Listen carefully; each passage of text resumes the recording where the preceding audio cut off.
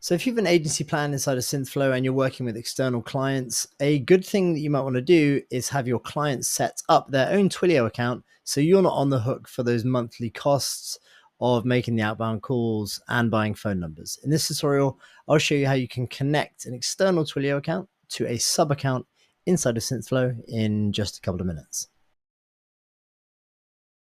So first, open up the agency tab inside of Synthflow and click on sub accounts. Next, open up the target account that you want to match up the Twilio ID with, and then select the API keys tab on the top menu. Here you're going to see two things that you need: your account SID and your auth token. We're going to get these from Twilio. So open up Twilio and log in.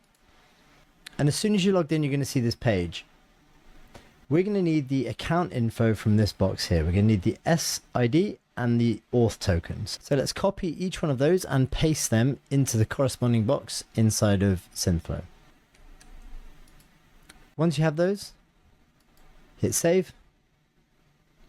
You see this green tick pop up on the bottom and you're good to go. Now you can purchase numbers inside of Twilio and have them available inside of your client account in Synthflow. I hope you enjoyed this tutorial and catch you on the next one.